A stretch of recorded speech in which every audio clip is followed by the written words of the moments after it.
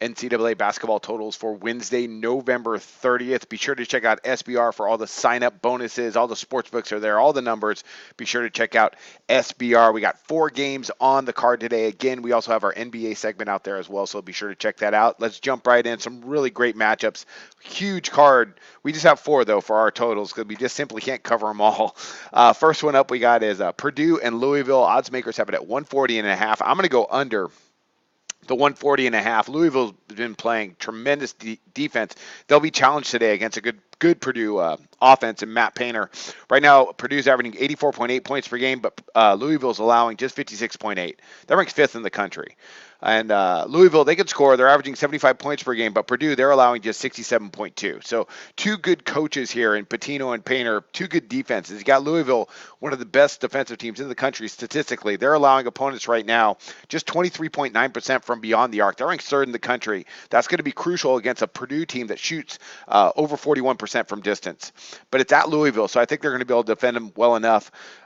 Purdue, statistically, they've been lights out across the board, but you got to, again, Louisville, right now, opponents are shooting just 34.7% against them. That ranks 5th in the country. This is a good Louisville squad. They play good defense. Purdue, they're no slouch either. They're allowing opponents to shoot 41.5% from the field.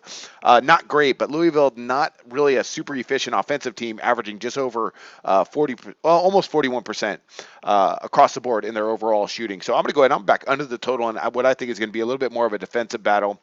Attempts, they get up and down the floor a little bit, but statistically, these are 2 good defensive teams. I think we're going to stay under that total. Next one up.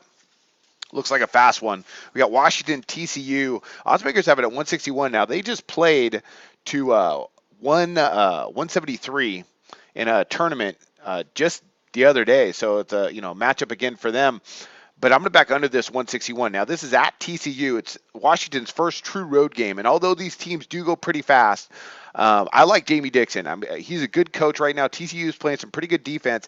And also, in the second half of that game they just played, they scored over 100 points, which is just ridiculous. I think that's an anomaly, even though we know Washington likes to go fast. So there's a reason why odds makers haven't made this higher than 161. I think it's going to stay under. Washington, they're lights out right now. They're averaging 91 points per game. They're ranked 6th in the country. TCU, they're averaging 82.6. That ranks 36. Not bad. Defensively, TCU's been pretty good, though, allowing just 66.4 points per game. Washington, again, they love to go up tempo. They're allowing 78.7. So that's a little bit concerning because TCU might be able to score a lot tonight. Washington, they're shooting 49.9% from the floor, really good, but TCU's allowing just 43%. That's decent. And what I like right now, though, the guts of this, though, is TCU, they're allowing just 53.4 attempts per game. So they're not, they're stopping some transition. They're not allowing teams to get so much up and down, at least on the defensive side. So although Washington wants to push the tempo because they're on the road, I think TCU is going to control it a little bit better. And for this to stay under that 161, Washington's been over this total just about every game this season except for 1, I think, or 2. Yeah, they've been over this total 4 out of their 6 games. But tonight, I don't think they get there. 161, that's a lot. They're both going to have to score and score a lot. I don't think they get there. TCU, they're shooting 49% from the floor. Washington, decent, allowing opponents to shoot just 42.3%. So although this is going to be pretty up-tempo, the number is just a little bit too big. So I'm going to go under 161 with Washington and TCU.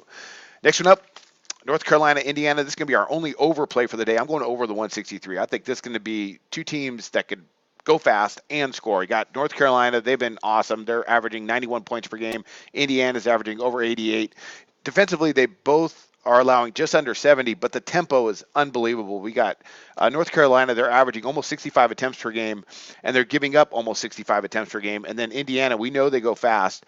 They're getting up about 62 attempts per game and allowing over 67. So they love to get in transition. I think they're healthy. It looks like Blackman's going to play. They both can shoot. North Carolina is shooting over 50% from the floor. Indiana, they're shooting almost 50% from the floor. I just think this is going to get up and down. So I'm going to go ahead. I'm going to back over the 163 and what's going to be a really, probably the best game of the day. At least the most enjoyable to watch, I believe. And the last one up, we got another under here. We got St. Mary's and Stanford. 124, really low, but I think we're going to get under that total right now. So I'm going to go under. We got St. Mary's. They've been looking really good this year. Very efficient offensively, but Stanford's been playing great on the defensive end. Haas is doing a really nice job with that squad so far. I was surprised they beat Seton Hall. Good win for for them. St. Mary's are averaging 81.8 points per game. Stanford just 69. Now this is at Stanford as well. Not about maybe about a 90-minute car ride for St. Mary's. Stanford, they're allowing just 59.7 points per game, and St. Mary's has not been a joke, allowing just 63.8. So both of them could play some D. Hassett versus Bennett, two good coaches.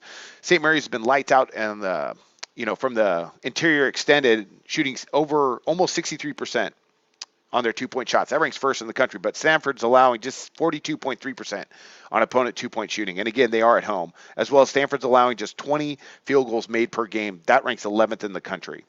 You look at Stanford defensively, I mean, they've allowed 52, 62, 67, 49, 49. I mean, bigger challenge tonight against the St. Mary's team that doesn't have to travel far and can shoot really well. But I think this is going to stay under the total. That's a low total.